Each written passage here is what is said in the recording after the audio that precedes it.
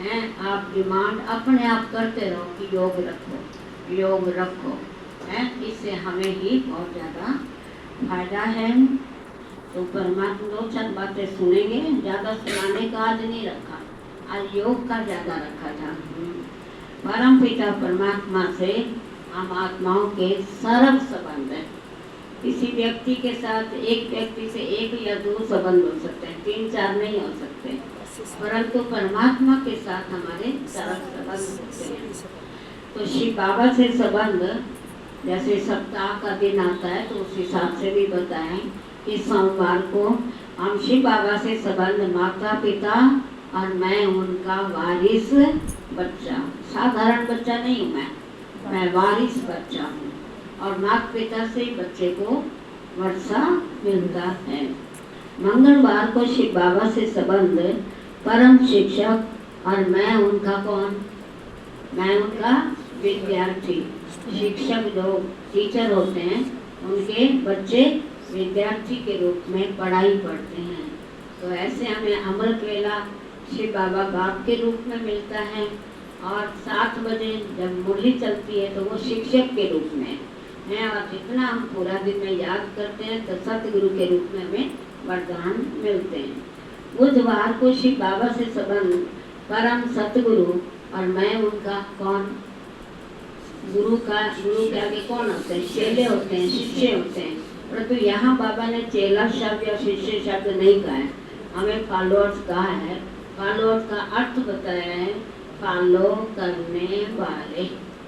तो परम सतगुरु के साथ हैं हम, और मैं उनका फॉलोअर्स हूँ, अर्थात बाप दादा को मुझे फॉलो करना है, उनकी शिक्षाओं को फॉलो करना है। सतगुरुवार को शिव बाबा से संबंध सलोना साजन है, क्योंकि ये सारे नजदीक के संबंध है और प्राप्ति वाले संबंध है। सलोना साजन और मैं उनकी कौन, सजनी है। तो सजनी को है घर की हाफ पार्टनर कहते हैं, यहाँ हाफ पार्टनर नहीं है, हम फुल पार्टनर हैं, बाबा का पूरा वर्षे का हकदार लेने वाले हैं। शुक्रवार को शिव बाबा से संबंध बेटा शिव बाबा और मैं उसकी माँ, बच्चा भी बनाना है ना उसको, तो बच्चे की तो फिर हम माँ बनते हैं ना, तो इसलिए बाबा कहते हैं तुम मुझे बच्चा बनाओ है, और फिर मैं तुम्हें बच्चा बनाता हूँ।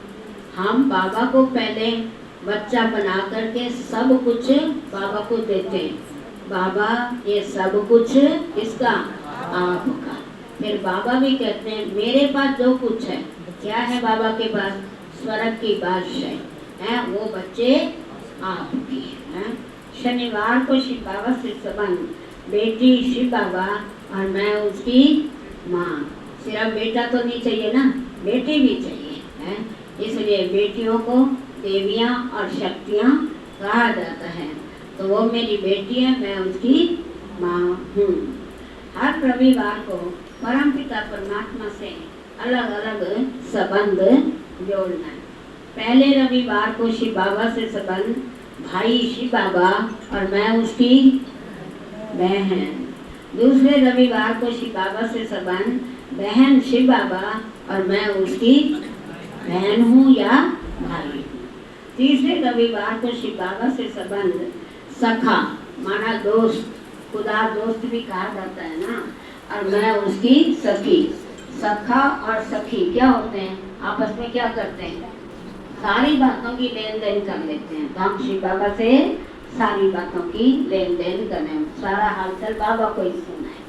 चौथे रविवार को शिव बाबा से संबंध रूहानी सर्जन शिव बाबा और मैं उसका मरीज। मतलब आत्मा में अनेक प्रकार के बीमारियां तो है ना, तो मरीज क्या करता है, फिर डॉक्टर को ही सारी बात सुनाता है ना, और उससे फिर दवाई लेता है। तो बाबा हमारा सर्जन है और हम उसके मरीज हैं, तो माना सारी बात उससे करें और दवाई भी उसी से लेवें। तो बाबा रोज हमें दवा और दुआएं देता है।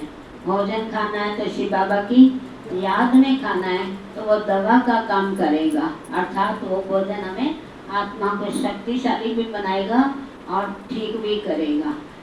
और